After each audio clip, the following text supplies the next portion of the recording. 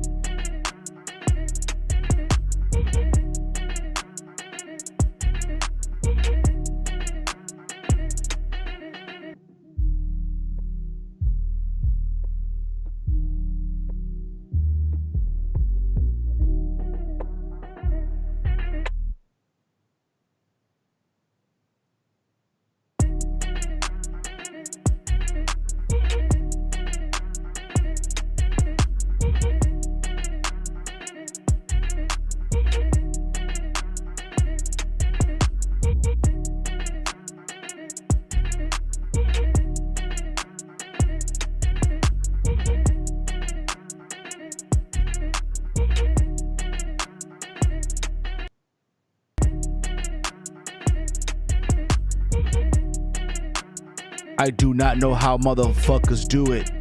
I have no fucking idea. I said I have no fucking idea how motherfuckers do it. On Wednesday nights, are you out of your mind? You may think I'm not really kind, but I don't mind. But I really think, though, a lot of you guys are out of your fucking minds, though. Ladies and gentlemen, dorks, and all you sick, twisted mother flowers, we are live this Wednesday. It is Wednesday, February 17th, 2021. Before I go live with all of you guys out there, I want to take this time to wish my brother a very happy birthday. I know right now he is enjoying himself in Chicago, sipping on some wine, champagne, and having a fun time with his friends. I want to wish him a happy birthday. Love you, big bro. I think he is now 43, I believe. That's kind of embarrassing. I really don't know how old my brother really is. It's kind of embarrassing, but let me just find out. Because, again, it's one of those things where just, you know, it is what it is, right? But he's up there in age now, right? He's up there in age. Let me just see. Let me do the mental math here, all right? God damn it. Yeah, I'm one of those people, okay? God damn it. He's 44 now. Holy shit. My brother is now 44 years old. But, bro, I love you. Enjoy yourself and all that fun stuff. Thank you all for watching this stream. If you are new to the channel, hit the subscribe button down below. Give the video and all that fun stuff a big old thumbs up. Share it through social media. This is I guess a impromptu installment of Around the Point. But I am not alone. I'm here joined by my brother all the way in Detroit. I know his Pistons lost or they won. I am not sure. The one, the only Big Mike. What's up, bruh? I know you're not on cam today, but I have you via audio. I don't want to talk about the Pistons, but yeah. How are you doing, Steven? I'm doing good, bro. I'm doing good. You know, it's Wednesday. This is my hat trick, bro. My fucking hat trick. I just want to know how I'm coming off on the stream. And yes, by the way, guys, I am on 60 frames per second right now. I don't know if you can tell or not, but I am. I'm doing the stream today on 60 frames per second. Which is, I think, in some way, a first for the podcast. Yeah, it's a first. 60 frames per second. So, I don't know if I told you guys this or not, but I've been testing some shit out with OBS and my webcam. Because one thing that I've noticed, whenever I go live, bro, I notice that sometimes, not all the time, I'll be lagging. Like, my webcam will be out of sync. Right? And and not all the time. Like, whenever I'm streaming with you guys, and sometimes it'll go out of sync, and it'll be annoying for me. So I figured out the solution why it happened. So when I'm in settings or on again, I'm a Mac user, right? So on Mac, when you go on preferences, right, under the webcam, right, for whatever reason, I had clicked buffering, and that is what caused the lags on the stream from my webcam from time to time. So I fixed it, I unchecked it, and now I'm good. It's crazy because I was about to buy me another webcam, dude. I literally thought about buying me another webcam. Oh, yeah. I literally did. I thought about it. You think about it, right? I got me a pair of Jubilee 11s. I got the Carmine 6s. I'm about to probably get the ones that came out, the Paris Saint-Germain one. I don't know if you saw or not. The ones? Yeah, the ones, yeah. Yeah, I'm cool on those. I'm trying to get the ones that came out when I was in high school. The Paris Saint-Germain. That's what I don't know. I'm thinking about it. I'm thinking about it right now, but I don't know. It's up in the air right now. It's up in the air. Yeah, you got to save up for the end of the year, though. I know, right? You know, it's the cool gray 11s. Ooh, end of the year though. Fuck. December 11th. God That's the big drop of the year. Can't wait, bro. Cannot fucking wait. But anyway, I don't know. I haven't done this in a minute, but I actually watched both Dynamite and AEW Dynamite and NXT tonight at the same time. Yeah, bro, it happened. And usually I don't do that. I try not to do that on my off days. Usually when I'm off on a Wednesday night, I try to watch one show and then I'll watch the other show eventually. I don't know if that's how you do it also. I'm not sure, bro. What? So it's Wednesday, it's Dynamite and NXT, right? Right. Do you watch both shows at the same time? Or are you one of those that, okay, you're going to watch Dynamite first and then you'll watch NXT? Or, hey, you know what? I'm going to watch NXT first and then I'll give Dynamite the opportunity to watch and shit like that. I DVR them and watch them at the end of the week. Well, I admire the honesty, Mike. You DVR them, okay. But you get the gist, though. There's some folks that do that, right? There's folks that will sit there and like, okay, I'm going to watch this show first and then I'll watch this later. I actually sat down and watched both shows. I had Dynamite on my TV and I had on my Mac through the USA Network website, right? I streamed NXT. I gotta say this, bro. I don't know how motherfuckers do it. I don't fucking know, bro. If you're a podcaster and you do this and you do double reviews, if you will, on a Wednesday night, bless your heart. Seriously, bless your fucking heart, because I can't do this. Okay? It's like one eye is watching one show, the other eye is watching the other. Right. And at times it gets annoying, but I'm sure just like you, bro, you watch both shows too, right? When I get a chance, yeah. I haven't been watching them as of late. But tonight you watch both shows. Yeah, I didn't watch the first 30 minutes of each show because I was watching something else and I was doing something else. But yeah, I watched both shows. Now, if I can ask you this question, after watching both shows, right? Mm-hmm. For what you saw, mm-hmm. And again, people will always throw this out there on Wednesday night. Oh, this was the better show than this, right? What do you think was the better show out of the two? I'm going with NXT. NXT? You thought NXT was better than Dynamite tonight? Yeah. You didn't think seeing tonight our WWE champion Kenny Omega showing up in a school with children? No. And did they really call him the WWE champion on TV? Jim Ross called him on commentary the WWE champion. I guess it was by accident, but yeah, he called him the WWE champion on commentary. I gotta look back on DVR and listen. If you go on Chase's Twitter, he recorded it himself, and I'm gonna listen to it. He asked and I quote tweeted it to him like, "Yo, never." But I guess for me, and again, no matter what I say, people are gonna think I'm biased. Oh, how can you say that? This and that. I personally thought that. Wow. Yes.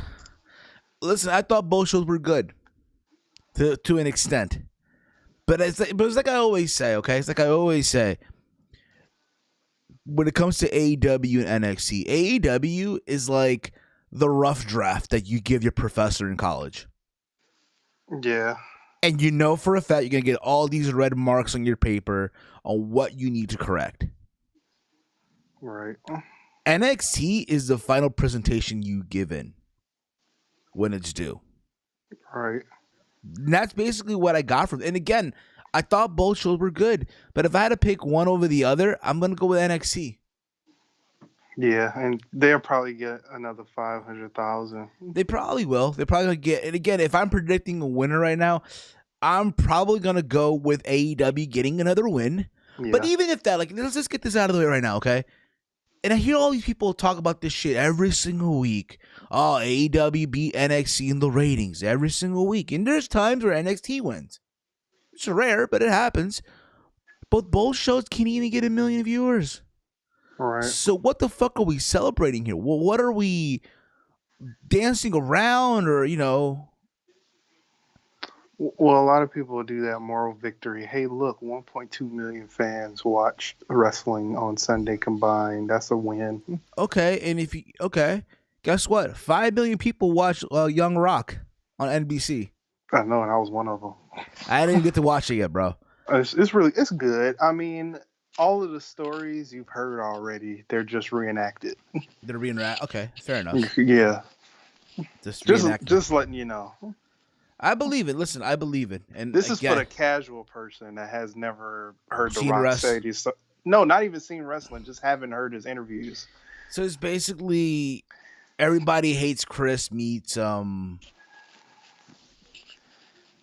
that the right thing to say? Almost like is everybody Yeah, but this isn't like a big embellishment.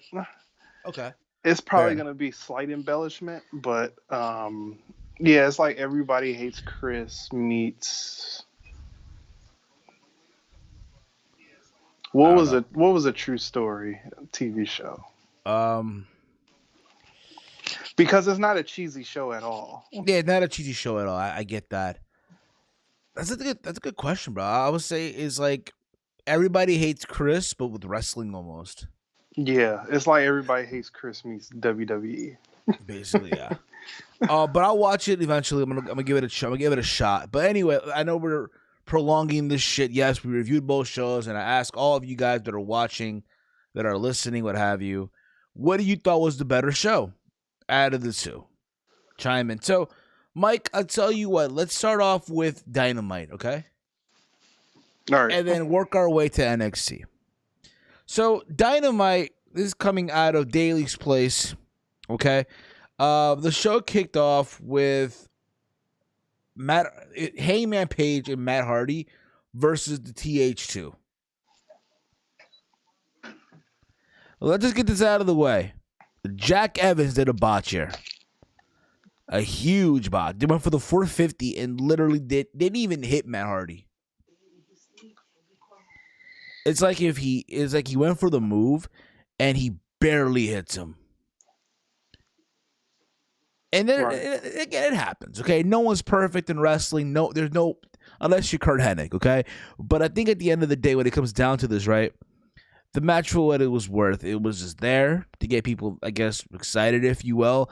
At the end of this, it popped up that Hardy gets on the mic and says, "Page looks like $1 million, and he's going to make a lot of money."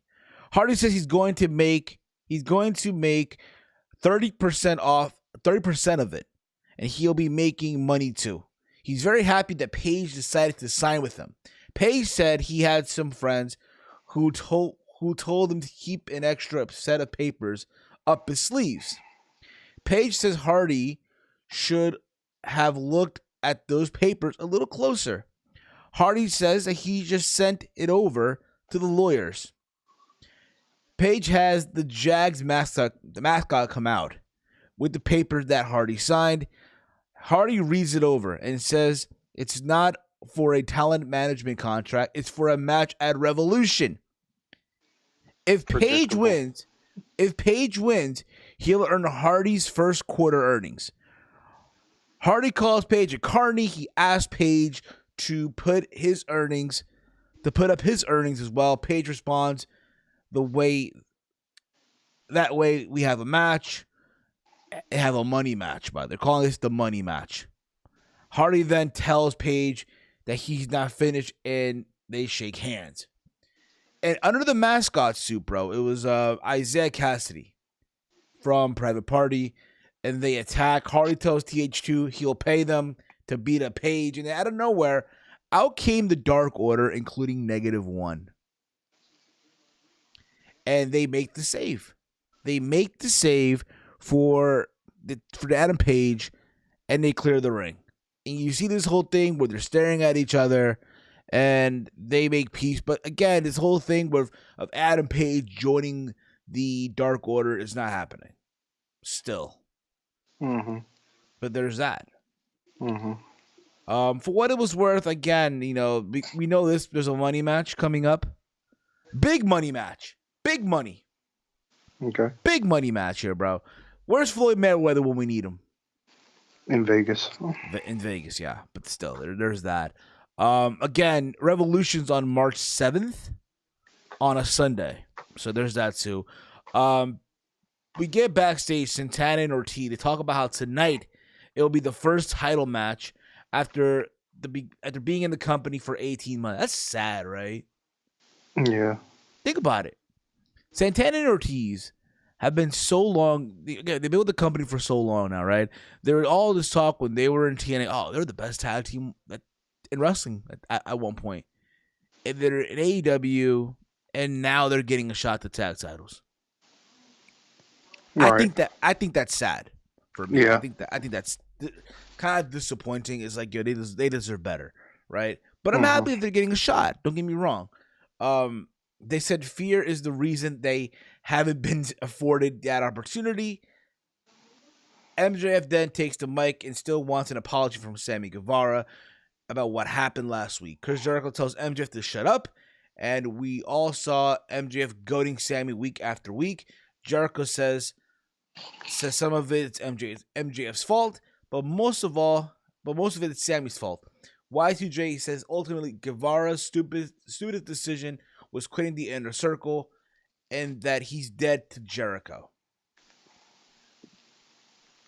You see, I guarantee you, if Sammy went to Impact, he would not have been dead to Jericho, but it is what it is.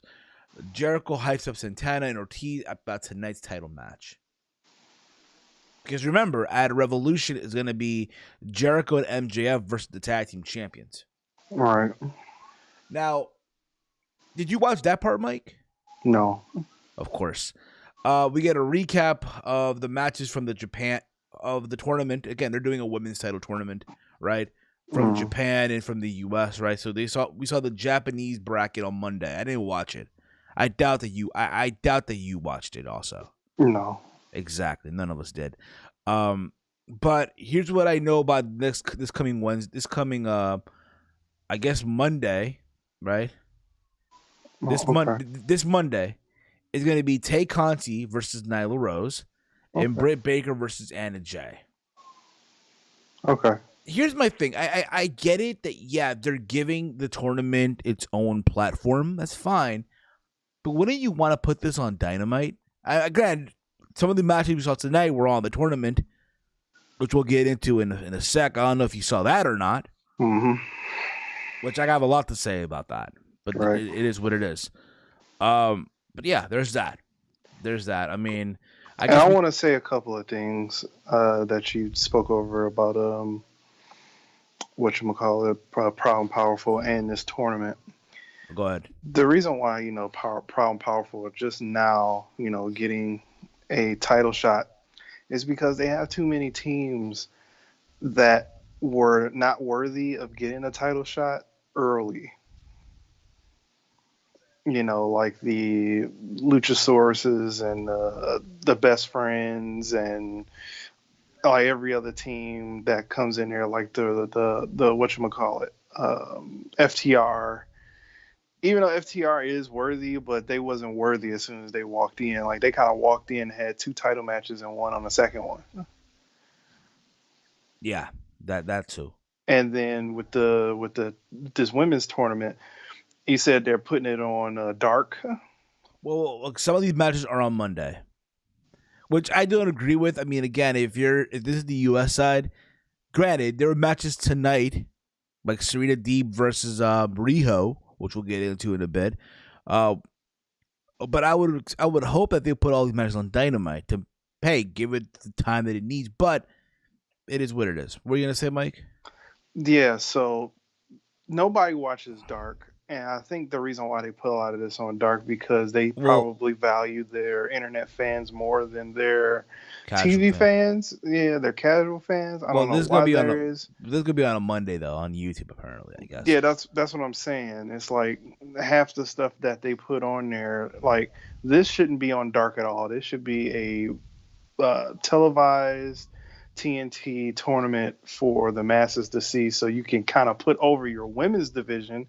And obviously, they can't get that through their heads because somebody can't book right. Kenny Omega. Exactly. WWE champion Kenny Omega. Exactly. The WWE. Somehow he went from Canadian to Scottish in overnight. Apparently, yeah. I don't know how, but he did. I don't know how much money he paid for that citizenship, but hey, it is what it is. Let's see here. What else happened on Dynamite? We got Serena Deeb versus Riho, AEW Women's Title Elimination match. By the way, case you guys don't know, Serena Deeb is the NWA Women's Champion. This is Riho's first match on AEW in over almost a year because of the pandemic. So they finally got her back to the States. Again, we don't know if that's Kenny Omega's girlfriend or not. We don't even know. But here's the thing. Yes, it was a good match for what it was worth, right? We all know how good Serena Deeb is. Everyone knows how good Riho is despite her weight of 98 pounds. They mentioned that on commentary multiple times, that she weighs 98 pounds. Here's the problem, bro.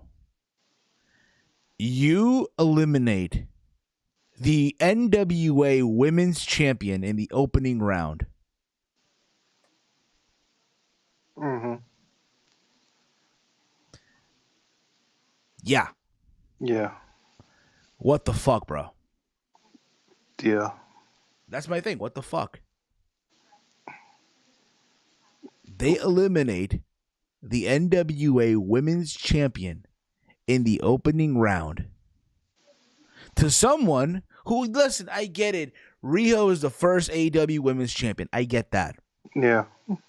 But, bro, how long has she been gone? Well, like 3 months? 5 months? Bro, more than, bro, since the beginning of the pandemic. Oh, so that's dang near a year almost. Exactly. She's been gone at the beginning of the pandemic. And you mean to tell me she comes back and she beats the NWA Women's Champion, who's been there throughout this whole shit? I had a feeling they were gonna do that too. They did her. They did Serena Deeb dirty. I'm sorry, they did her dirty. Listen, I had a serious feeling they was gonna do that. And I'm like, and I said it on Twitter. I'm like, yo, bro, I was gonna tweet it out. I'm like, yo, if they have her beat Serena Deeb, how stupid that's gonna be. And before I press tweet, it happened, bro. I'm like, dude, what the hell? And the sad part about it is this, bro. Could be a lot of people on the internet saying, oh, it was a good match though, man. It was fun. It was awesome. I'm sorry, but Riho doesn't do it for me, bro. Riho sucks. Bro, you know what it is too, bro? Again, she weighs 98 pounds. Like, she stinks. She wasn't even good when I first laid eyes on her. I don't care what nobody says. She's not good at all. I could probably powerlift her. But that's around the point. I mean, I don't want to get into that, but you kind of get the idea, okay? So there was that. I mean, to me, I'm sorry. I just would have not done that. I would have not had the AEW. I would have not had the NWA Women's Champion be pinned in the first round. I just wouldn't do it. So there's that. Moving on here. We had on the show my boy Pockets, bro. My little boy Pockets, aka Orange Cassidy versus Luther. Bro, I don't know what the fuck this was, but this was horse shit, dude. I unfortunately saw this match. Yes, bro. This match I watched like 3 minutes of it and I turned away. Here's the thing. I understand you want to give Orange Cassidy a win on television. Yeah. That's fine. But you mean to tell me you can't put this shit on Dark? Yeah. Like, there's certain things that belong on Dark. And then there's certain things that belong on television. Luther, I'm sorry, is not one of those people that belong on television. Right. Nor Serpentico. Dare I even say fucking at this point Orange Cassidy. Because I'm sorry, that ship has sailed. The phenomenon that was Orange Cassidy to me has sailed, bro. I don't know if you fall into that same boat as well. At this point, I'm letting them live because it is what it is. But when crowds come back, it's gonna come back again. It will. I mean, again, we hear about the hospitalization numbers being lower. I don't know how it's in your state right now, but over here they lifted some restrictions and shit like that. They're allowing, as far as indoor events with people, a lot of these like school sports and shit. They're allowing parents in the gym to watch their kids compete and shit. You get what I'm saying? Yeah. I don't know. Are they doing that in Detroit with school teams? No, Not yet. no, Okay. no. They don't. Kids are not even in school right now. Not even online, bro. Not even the online course. Online, they got courses, but in the like physical school, no, Not nobody's in school. but there's still like school teams, like the basketball team or the cross country team. I don't fucking know. I think it is, but I think nobody can show up with a Okay. team. Okay. Fair enough. So there's that. After this, we got a video package showing of last week's TNT title match between Darby Allin and Joey Janela. We see Sting in the ring as Tony as Team Taz shows the big screen dragging our boy Trevor in a body bag with a truck. Did you see that last week, bro? Our boy Trevor. I didn't watch last week. I didn't watch either show last week. Okay. So there's that. So Taz, Brian Cage, and a Hook make their way to the ring. They call out Sting and demand that he comes out to the ring. Sting music hits and he strolls out to the ring. Taz tells Sting that the worst thing that he could have done, right? He tells Sting he needs that bat, and he needed it. He's needed for years. He's been needing that bat for years. Sting tosses it aside and stares at Taz. Sting throws the code at Cage's face and swings away. Hook chokes him with the bat, allowing Cage to get a kick in, and then a big power bomb in the middle of the ring. Sting stays down, and Team Taz make their way back to the stage. Here's the thing: this was short to the point, but here's the thing: I get it's pay-per-view coming up, but I feel like with Sting, he's overstaying his welcome right now. Listen, it was cool that Sting showed up weeks ago at his debut. That was awesome, right? Right. But now he's been on TV every single week. Right. It's like, bruh, you're doing the same shit that TNA did. Or the same mistake almost that TNA did years ago by showcasing Sting every single fucking week. Granted, today he took a bump, and he was going to have it eventually. I just wouldn't think it'd be a power bomb, considering what happened years ago with Seth Rollins with the buckle bomb that he took. Right. Remember how bad that was, considering that his neck is fragile at his age. And here he is taking a fucking power bomb. I hope for his sake that was the safest power bomb in the wrestling, dude. Yeah, he didn't really slam him as hard. He guided him all the way down. But you get the idea, though, bro. Yeah. Let's see what he does in a match. I look forward to see what he does in a match. I don't know, but I'm reading the comment. Corey says here, I think NXT did better slightly. AEW was a bit of a letdown. That's fine. That's totally fine too, brother. Then you agree with us, then. And he agreed with this too. Corey, then you agree with this also, brother. You agree with this too. Sit back. We'll get into NXT in a bit, okay? So after this, what happened after this? We get Eddie Kingston. He talks about how he wanted tonight's tag match against Lance Archer, Ray Phoenix, and Moxley. He talks about the history he had with each guy, noting Moxley is the demon he needs to get rid of the most. Kingston says pills, drinks, nor women will get rid of him. Only beating Moxley will do that. Okay, I didn't understand that. I'll read it again. Backstage, Eddie Kingston talks about how he wanted tonight's tag match. I understand what the thing was. I'm just saying I didn't understand his meaning of saying pills, women, and drinking couldn't stop him. I mean, I guess what he means is, listen, he wants to be Moxley so bad. That's going to put the biggest smile on his face. That pills or drinking or women won't put that smile on his face. Oh, okay. He comes from that pill popping era of wrestling. He's a New Yorker. Okay, I didn't get it from the hood, so there's that. I didn't think his era of wrestling did that type of stuff. Well, bro, but all right, he's been in the game for years, bro. He's been in the game for years, dude. When did he start wrestling? What was his debut? Like 2000? I would say so. Okay, then he's at the end of that era then. So I'll take it. So also early in the day, we talk about kids early, right? But classroom, schools and shit, right? So early in the day, Kenny Omega, the WWE champion, talks to a classroom of kids Again, it's Florida, so you know they don't give a shit about online courses. So there's that, right? It's funny because all these kids are in the classroom. Some of them are wearing a mask. It is what it is. Don Callis and Michael Nakazawa are next to him. Omega has the Young Bucks autobiography. Alex Marvez walks in to ask the question, but is immediately told to stay to the side. Omega then reads about his match about Chris Jericho and NJPW in New Japan and how the business went up drastically. Callis then says Omega has to go and he has a lot of business to do. Omega then checks with someone to see if his popularity is going up. The kids want to play with Omega. Nakasawa says he'll play. The kids say we all hate Nakasawa and pile up on him. And somewhere in this thing, Jim Ross decided to refer to Kenny Omega as the WWE champion. Yes, bro. Like we mentioned earlier, Kenny Omega went from Canadian to Scottish in just 10 seconds or so, bro. I don't know how, but he did.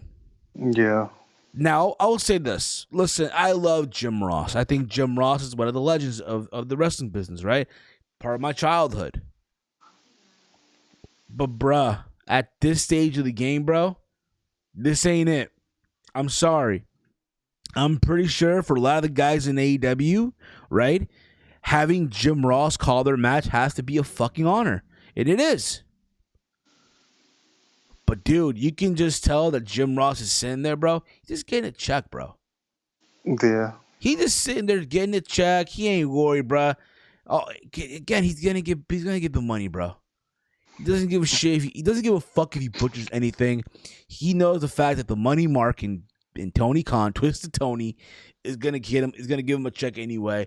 And let's be real about it. Tony Khan is not really the diplomatic type of guy.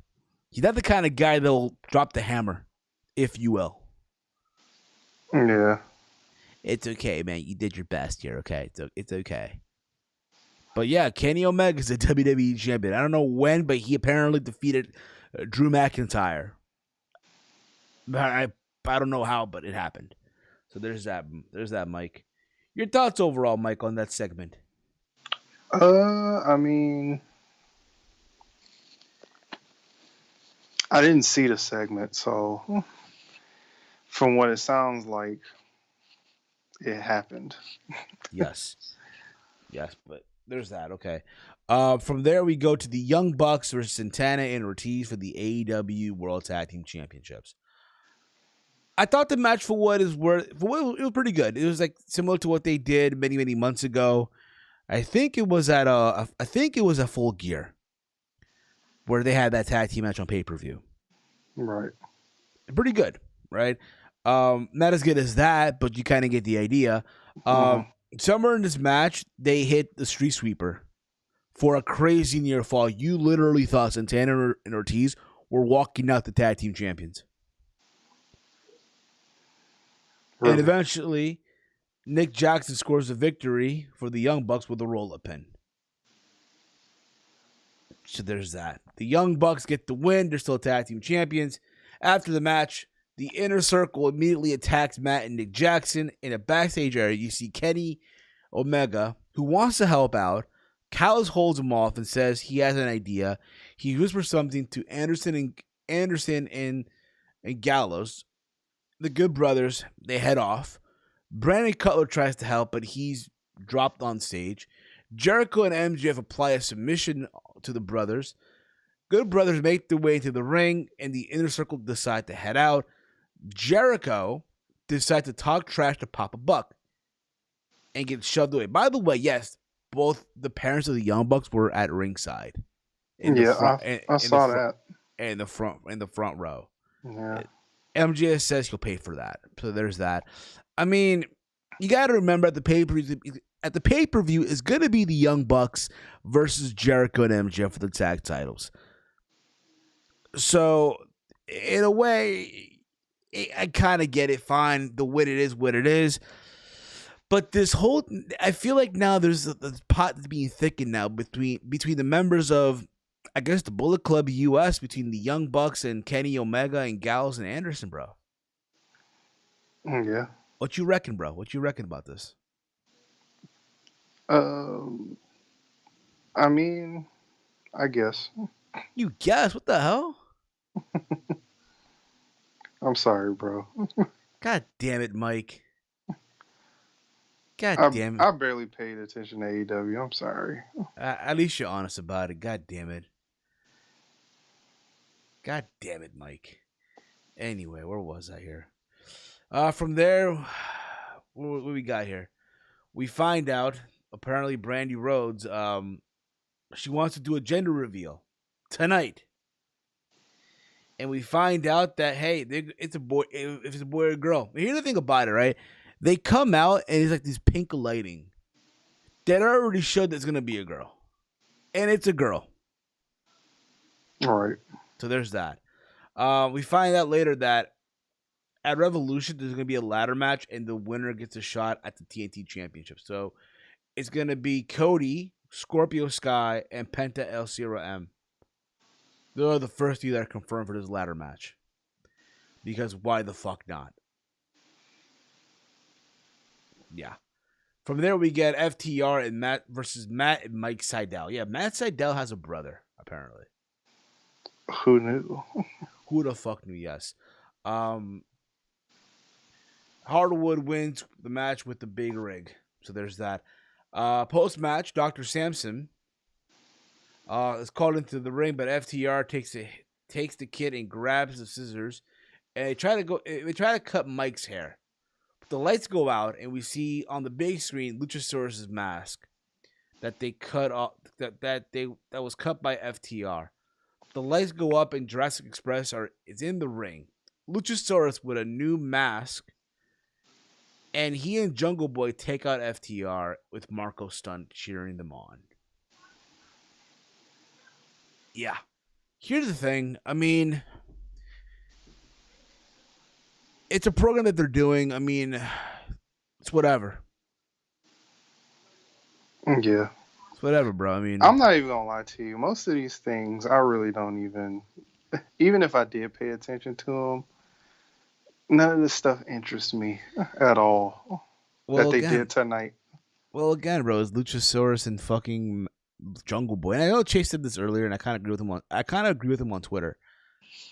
If you make Jungle Boy just a character, here he is dressed up in some fucking clothing and shit.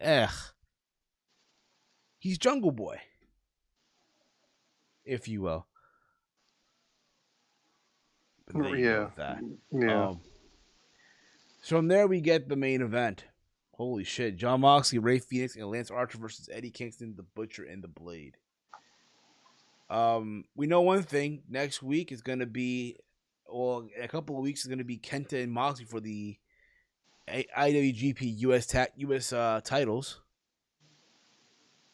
The match, for what it was worth, it was all over the place. But like you would expect. Moxley wins with the paradigm shift on Eddie Kingston. Because of course that was going to happen. Right.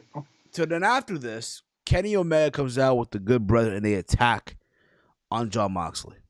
They attack him and he says that, hey, in the contract, Moxley's entitled to a rematch at Revolution. However, he's going to pick the match, that being Kenny Omega. And he chooses a barbed wire explosion death match. Let that sink in for a sec, bro. A barbed wire explosion death match. Tony Khan is a liar. Here's the thing. It's not yes and no. You want to know why I say he's a liar? Elaborate, Mike. Because in the beginning, when they first did that non-sanctioned match, he said that there weren't going to be not a lot of that. What have they done since? Yeah, but it's not like they're doing this. They've done it consistently. They've done this shit consistently. And if they are going to do it, it's not like they're doing this shit on TV. They're doing it on pay-per-view. Where they can get away with a lot of shit. I mean, I'm willing to see this for what it's worth, just for the visual. I'm intrigued. But I'm not going to say, oh my God, this is going to be, you know what I mean? Yeah.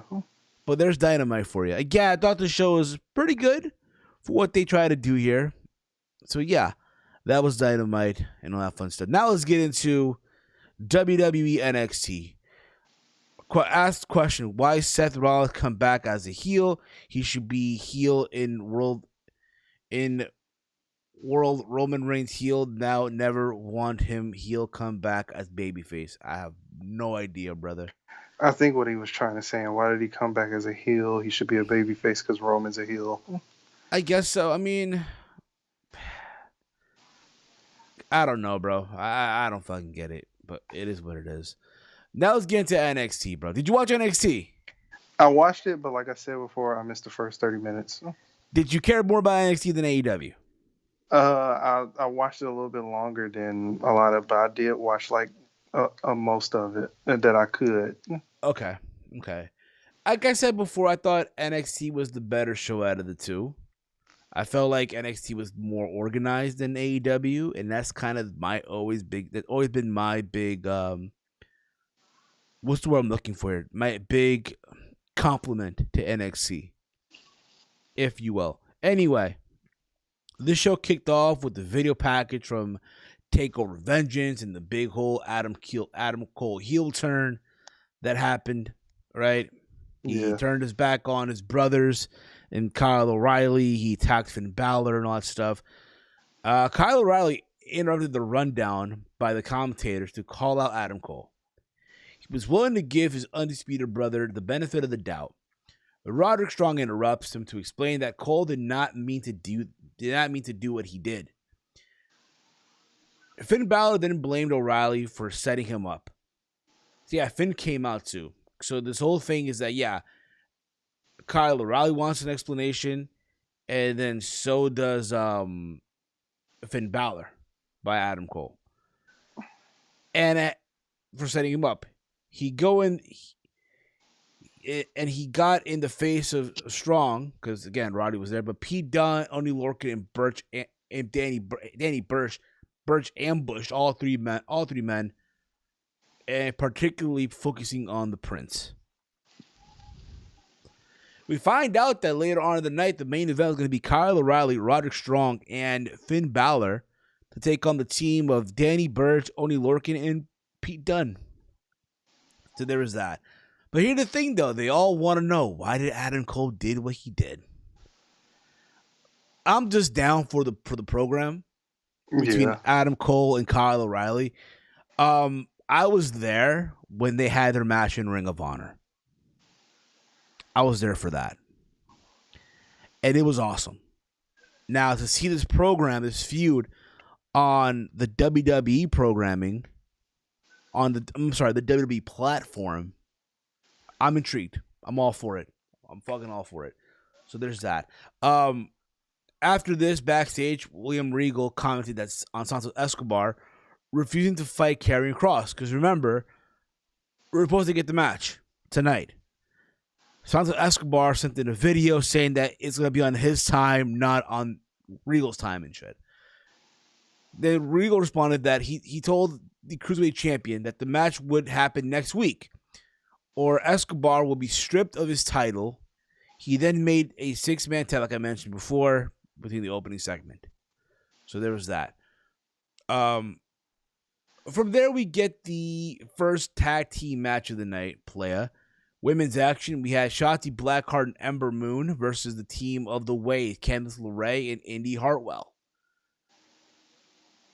Candice LeRae led Indy through an early dominant streak against Ember Moon and Shotzi Blackheart. However, a camera cut backstage occasionally showing a white van. This sent Gargano marching backstage because he was on commentary throughout the match to check for Austin Theory. I don't know if you remember, but at TakeOver, he got kidnapped, right? The Way soldiered through, closing in on a victory. However, as the Poison Peak tagged in Hartwell, Gargano brought Theory out to the stage. LeRae ran out to check on Theory, leaving Hartwell to get stacked up for the 3. So Ember Moon and Shotzi got the win here. Did you see that, Mike? No, that was in the first 30 minutes. I didn't see that. Okay, of course. After this, we had Pat McAfee. He mocked the NXT universe in a pre-taped interview from his private jet, telling the fans that he was always right about Adam Cole. So there was that. From there, we get Isaiah Swerve Scott versus Leon Ruff, whatever the fuck you want to call him. I saw a little bit of this. I saw like the last, I want to say 3 minutes. Yeah, so it's one of those things where, again, we've seen this before, where the heel gets the momentum and then he gets, he loses at the end, right? And that's what happened here. Leon Ruff got the upset win. That's what my problem is. Why is this an upset? This dude is a former North American champion. It's not an upset. And I get that, but in there, what an upset, because you just wouldn't think that he would beat Isaiah Swerve Scott. He won the dang title. It's not an upset. Yeah, but he can do whatever he wants. Yeah, but he won it in an upsetting way, though. Remember that. Right, but that's the last time that should be ever called an upset. I know, but you know how they are. Here's the thing, too, right? And I'm going to say this, right? I kind of feel bad for someone like Isaiah Swerve Scott, because I know how good Shane Strickland was on the independent scene, right? Yeah. And when he got signed to WWE through NXT, I expected big things for him, someone of his caliber. And you can make the argument, hey, NXT right now, they're full with a lot of good talent that is difficult to really shine under this brand with the talent that they have right now, considering that they now signed LA Knight. Mm-hmm. It's kind of like, it makes it even more crazy, but we'll see. So there was that. From there, we get Casey Catanzaro and Caden Carter versus Aaliyah and Jessie Kamea. Did not see this. That's when I was flicking back and forth. This match was whatever for me. I did not really care about this. Remember last week on NXT, Xia Li attacked both women, right? Mm-hmm. And again, they try to talk some sense into her, again, Xia Li to snap out of this shit, right? Mm-hmm. And afterwards, again, they got the win. Katy Catanzaro and Aaliyah got the win over Kamea and Aaliyah. That's all you need to know about this shit. Afterwards, Catanzaro confronted Xia Li, and then Xia Li told the athlete, that being, again, Casey Catanzaro, that she would purge her next week. Shit's about to get real, bro. Shit's about to get real. Okay. To me, bro, I'm going to say this right now. To me, Casey Catanzaro and Jaden Carter, to me, they're still green, bro. Yeah. They still have a long way to go. From here, we get the ceremony, if you will, the ceremony of the trophy. Did you see this, Mike? I did see this. The trophy ceremony. Saw the entire thing. Yes. Beth Phoenix comes out. She presents the trophy to both the winners of the men and women's Dusty Classic. Out comes MSK. Then out comes Raquel Gonzalez and Dakota Kai. Apparently, Danny Burch and Oni Lorcan are going to defend their tag titles against MSK on March 3rd. Right. And also, it will be Dakota Kai and Raquel Gonzalez versus Nia's Hole and Shayna on March 3rd as well on NXT. So again, they're doing this whole thing. Out comes the tag team champions. Out comes Nia and Shayna. They traded words back and forth. And it's funny because you're watching this shit, bro. Mm-hmm. In the back, you see MSK with popcorn with Beth Phoenix. That was the funniest part of that. I was like, when did they get popcorn? And aren't they supposed to be social distancing? Why are you sharing popcorn? I know, but still, bro. Listen, I want to believe. Listen, they've been vaccinated. Okay, cool. They've probably been vaccinated for all we fucking know, right? Yeah, but that was a funny part of that segment when they panned to them eating popcorn on the turnbuckle. That was hilarious. I want to believe too, bro. I want to believe too, bro, with this whole COVID thing, that with the vaccine, I want to believe a lot of these talents are being vaccinated also, ASAP. Okay, You gotta think about it, right? hopefully that's the case. That's what I want to believe. A lot of the WWE talent and even the AEW talent. Matter of fact, if you're a pro wrestler right now, you should be getting vaccinated. Yeah, That's just my take on it, but it is what it is. Um, but again, we get this back and forth between Dakota and Raquel with Shayna and Nia. And at the end of it, right? Here, the thing about it, I thought Raquel here shined a little bit for me. yeah, I liked also the fact that hey, they went back in time here yeah. That's my favorite part of it with too. Dakota and Shayna. Remember years ago, Shayna basically would punk the fuck out of Dakota Kai. Oh yeah, to the point where every time she saw her, she would get timid. Exactly. Now here's Dakota Kai, now brave, and she's like, nothing can stop her now, right? Yeah, And at the end of it, you hear, I think it's Raquel Gonzalez talking about Nia's hole. She gonna take the boot and then shove it up her hole that she can't get it out, which I thought was funny, but it is what it is. Um, so yeah. We also got backstage. Well, we got like a video package, right, by Josiah Williams. I don't know if you saw the music video for Cameron Grimes. nope. You didn't see it, dude? Wait a minute, is it the same one that played on the pay per view? Yes. I saw that. I love the dude. Ah, I love it because now they show that he crashed his fucking Lamborghini. yeah, it's hard not to like that music video. Even though I don't like the gimmick, it's just hard not to like it. But dude, here he crashes Lamborghini. He's like, fuck, I'll get another one. Because fuck it, why not? I'll get another one. Yeah.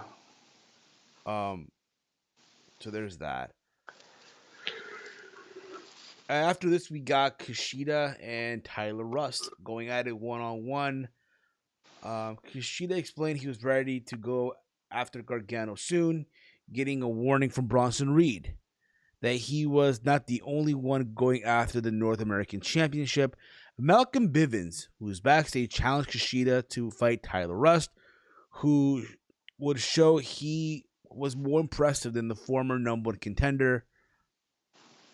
Rust knew immediately to focus on the neck of Kushida that was hurting from Sunday.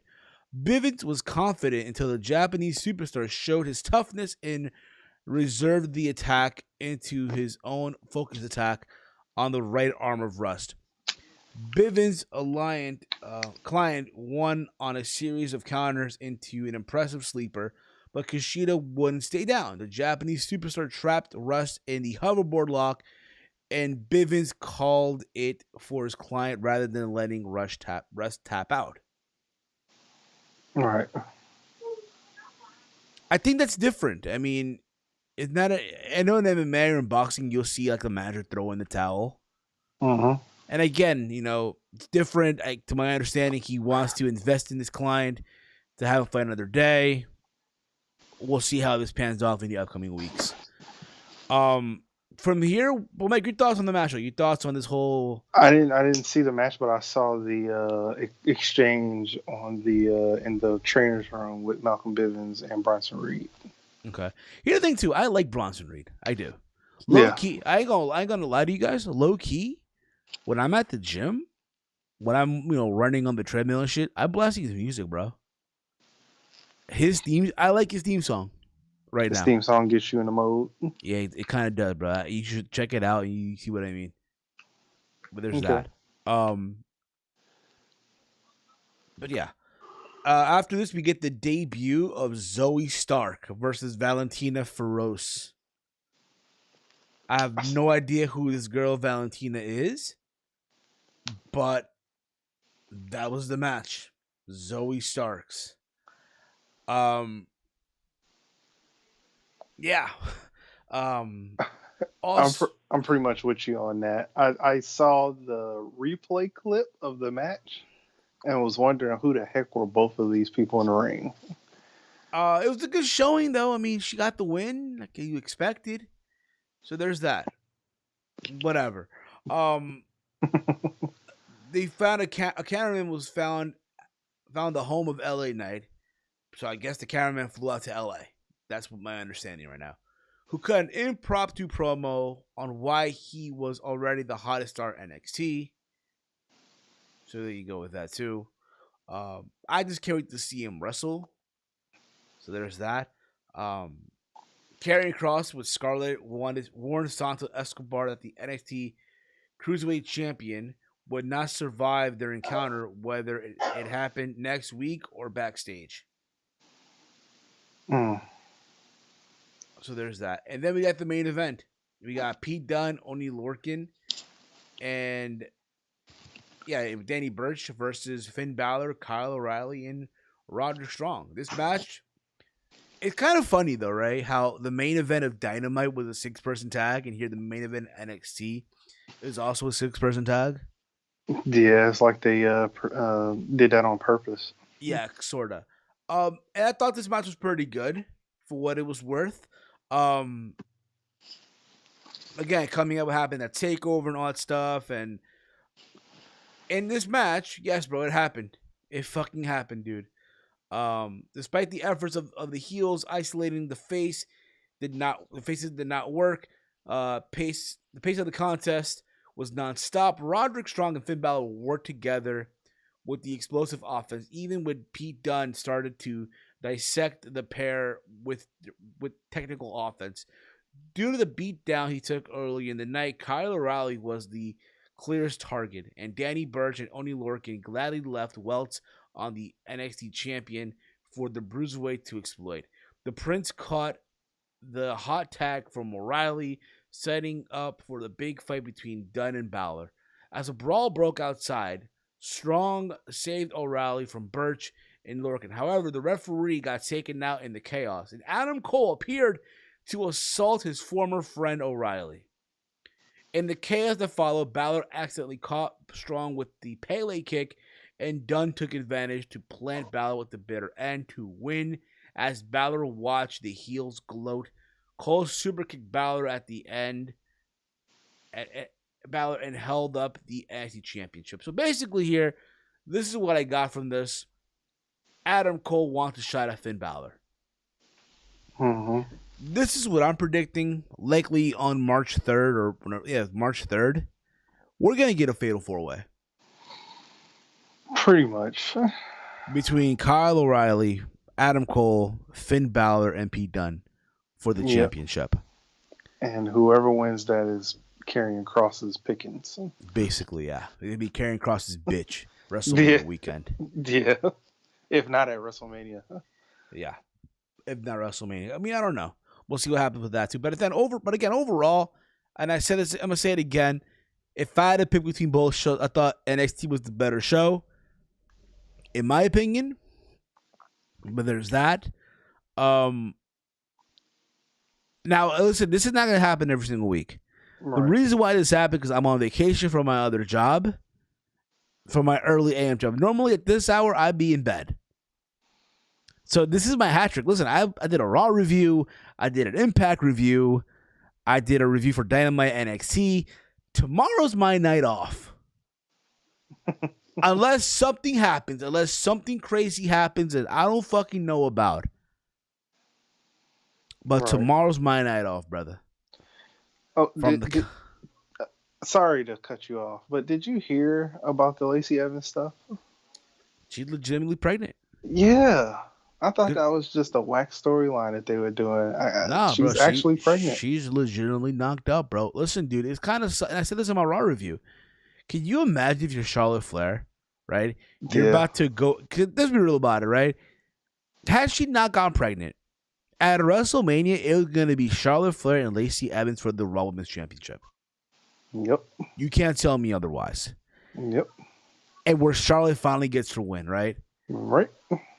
Can you imagine her now being Charlotte and you find out that Lacey chose Dick over a WrestleMania spot for the Raw Women's Championship? I guess her guy just got like overwhelmed with her like making all those lingerie pictures. on Instagram was like, it's enough. I want some of that. Has she really? Heck yeah. I gotta see this. Go on her IG. Lacey Evans, right? You nasties. Yeah. I gotta see this shit. Lacey Evans. All of them lingerie pics. Macy Estrella. That's her name in her life, by the way. I don't know if you know or not. Oh, so they just took her first name and just put Evans to make it a good old American? Macy. M-A-C. Oh, Macy. Yeah, apparently her husband's Puerto Rican or Dominican. Oh, that's going to be a good combination. Oof. Oh, my Lord, have mercy. Oh, my goodness. You know damn well he be. Yep. He be all up in this every single night. Man, got lucky, too. Got lucky, too. He knocked her up. Good, good for them. I know people are going to want to crap on this, but good for them, yo. Congratulations. Congrats. Exactly. So there's that, bro. I mean, what else happened? You see the whole thing with Natty earlier? No, I really don't care. I mean, realistically, she is worth $1 because what has she done in 10 years? Nothing. Not a dang thing. So she needs to shut up. But you seen the tweet though, right? So WWE on Fox. I didn't see the tweet because I don't care. So WWE on Fox posted this thing on Twitter. We're just gonna leave this here. Enjoy. And it's like build your team for $15, right? So they have on the $5 bracket, it's basically Becky Lynch, Bayley, Sasha Banks, Charlotte Flair, the 4 horsewomen, ironically. On the $4 tier, it's Asuka, Io Shirai, I guess it's Kaylee Ray, and Bianca Belair. On the $3 tier, it's Rhea Ripley, Nia Jax, Shayna Baszler, Alexa Bliss. On the $2, it's Naomi, Lana, Dakota Kai, Raquel Gonzalez. On the $1 tier is Liv Morgan, Ruby Riott, Natalya, and Peyton Royce.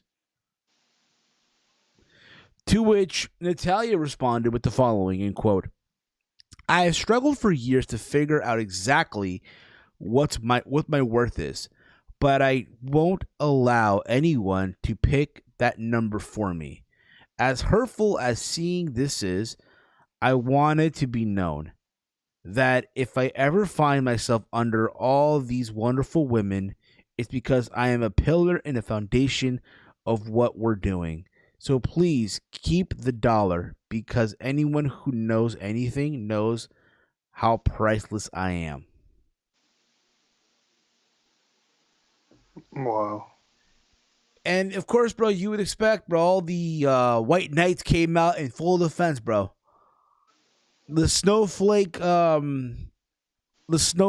came out in full defense. How dare you, WWE on Fox, delete the tweet? You can imagine, bro. You can imagine. And listen, how many times has the NBA done these type of tweets before? A lot. All the time. Every day. It is not the first time WWE has done this before. They've done this before with the men. Exactly. But no one bitches about that. But because it's women here, because it's Natalya. And listen, Natalya, no one's gonna deny how good she is. She's amazing. No one's denying that. I don't know if you are, but I'm not. Yeah, I mean, I know how good she is. We all know how good. Everybody knows she's good. It's just she hasn't done anything, bro. She hasn't done anything, and at the same time, bro, her time has come and gone. She's lucky she's on the $1 tier. She could be off the list completely. Yeah. And again, she's a good talent. She's no one's denying that. Let's just be clear on that. But understand this, bro. Again, you can go out there and complain and be, I'm with you, sis, or I hear you. Natalya's not going to give a shit, bro. She's not going to follow you. She's not going to retweet you. She's not going to tweet out, thank you for defending me. That's not happening here, bro. She should be thankful that, listen, if you're Natalya right now, bro, I'm just going to say this. Who gives a fuck? That's what I'm saying. She should be thankful she has a fucking job right now. That's what I'm saying. Do you have any idea how many motherfuckers right now are unemployed? Bro, she could be living off of OnlyFans right now. Bro, she could easily right now make an OnlyFans. Have you not seen her body, bro? Her and her sister be making all of these whatchamacallit videos. Thirst pictures and shit. They're thirsty as hell. And videos doing weird stuff to each other. Bro, I'm sorry, dude. Natty can easily, bro, follow the Selena. She can follow the Tia Trinidad route and go to OnlyFans and make a fucking living with no problem whatsoever. And you know what the sad part about it is? A lot of these simps out there are gonna fork over money. They would. Yeah. Now listen, I'm not gonna deny. I go through OnlyFans. I see the shit. Right? I seen bitches that charge $40 a month. I see some of these chicks that charge $100. You gotta be out of your fucking mind. Yeah. How much do you think Natty would charge a month, bro? How much do you think? Probably about 50. I mean, if I wouldn't say 50. I would say right around 25 because Katie Forbes charged around that. Have you seen Katie Forbes though, bro? No, her stuff is I'm good, bro. Her stuff is just it's thirst trappy, but it's not like she's not all the way with it because she's a wrestler. That's why. I'm reading the comments here. Bradley writes here, what are your thoughts on TH2? I think they're very underrated. What do you see? Where do you see them? Where can they go? They are supremely fantastic. I think they're a good tag team. If you watch their stuff in AAA, Lucha Underground, we know how good they are. The problem is that they're not featured every day on television. And there's it. Again, good talents. Jack Evans, Angelico, amazing talents. It just sucks that, again, on a 2-hour show, you can't get everyone every single week. I don't know when will be the next time we'll see them on Dynamite. Maybe in a month or two. But again, with that botch that happened early today, I mean, it happens. No one's perfect. So there's that. But yeah, bro. I mean, what else happened this week? What else happened in the news? Quick little wrestling tidbits, if you will, right? Real quick. We'll get this shit out of the way. What else happened in the news here, Mike? That's all I had, though. Basically, yeah, me too. By the way, this Friday, I will be doing my predictions for WWE Elimination Chamber. I doubt it's going to be a live stream. I tried not to. That probably I'm going to record. So there's that. But yeah, bro, what do you got planned this weekend, bro?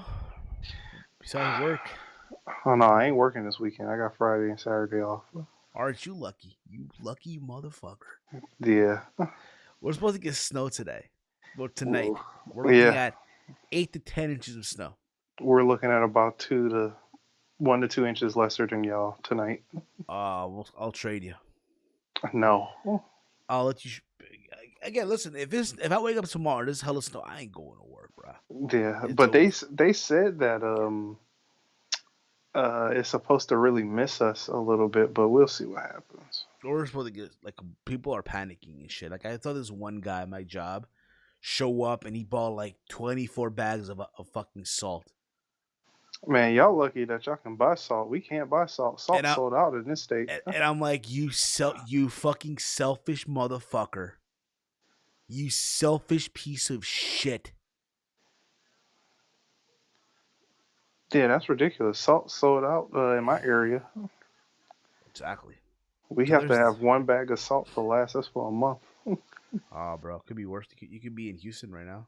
Yeah, I laugh at those people, even though it's bad what's happening to their houses because that's money. So again, chime me in. What happened in Houston? Just to be clear on this. So they pretty much got the same amount of snow as you guys in Houston and around in Texas, and everybody's freaking out. Because they've never seen snow like this before. It haven't snowed like that since the 70s. And their houses can't handle it because they're cheaply built. That's why everybody moves down in those areas because property is cheap and it's nice. But none of their houses can hold, weather in that conditions. Their power go out, their heat go out. so they can't handle it. But it's funny watching them overreact, like it can't get fixed, but it's gonna get fixed. It's gonna take a minute, but I just feel bad for their houses. But outside of that, their reactions are hilarious. Because I live in Michigan, this stuff happens all the time, and it's like we just keep pushing. Yeah, Everybody exactly. down south and on the West Coast, it's Facts. hilarious, Facts. So hilarious. also in the news here, real quick, this came out yesterday. Teddy Hart is back in jail. I don't know if you heard about that or not. So What else is new? yeah, what else is new? He's back in jail. This time arrested on February 10th on of in, of charges of for injuring a child elderly disabled. Okay, how is a child okay for injuring a child elderly disabled? How does that even? Can we Grado Con this? No. How are they gonna have to put child? Just either listen. The person was either a child or elderly or the same. It's one of the three.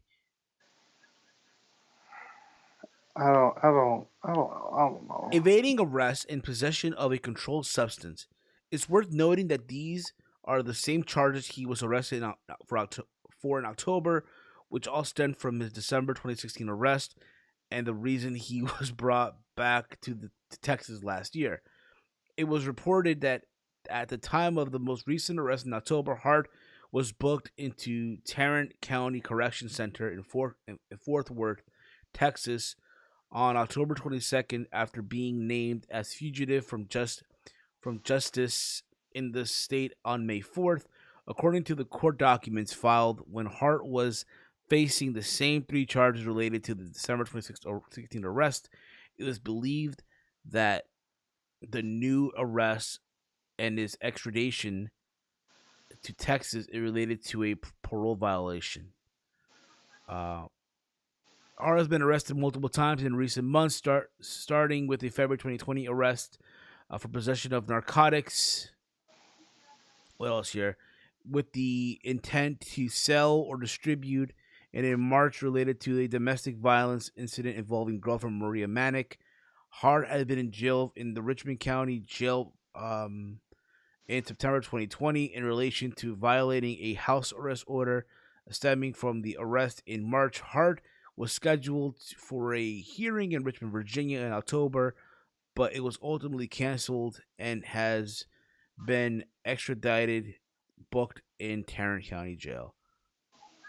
Yeah, let's just Great Con this guy. I Yeah, think every podcaster, every YouTuber at this point in juncture needs to Great Con this guy. Now, what the fuck do we mean when we say Great Con? Let's not talk about this motherfucker. yeah. This guy is toxic. I wish him, honestly, I hope this guy gets help. I really, really do hope that he gets help, he gets guidance before he ends up on an episode of Dark Side of the Ring. Yeah. That's all I'm going to say about that. I'm going to wrap this up here. I thank you all for watching. Yes, tuning in, all that fun stuff. If you are new to the channel, hit the subscribe button, hit the follow button, all that fun stuff. Follow me on Twitter at HeelSteven. Also over at Instagram at HeelSteven. Big Mike, let them know where can they check you out at, bro. Yeah, if you really want to, you can follow me on Twitter at DetroitGamer313. That's fine. And again, guys, I'll be back Friday. I'm probably gonna record the review. My bad, the prediction. I doubt I'm gonna do it. I doubt I'm gonna do a SmackDown review. I doubt it. I work that day. Man, again, remember, I'm on vacation, so it's a possibility that I'll do a SmackDown review. I don't know yet. I doubt it. I'll join you if you do, because I'll watch it from top to bottom since it's only one show. And then after that, we're gonna get into the prediction. So there's that too. So we'll see. We'll see. Anyway, with that being said, guys, we're gonna wrap things up here. I am Steve. He's been Mike. This has been our double review. We'll see you guys hopefully soon. Peace out, dorks.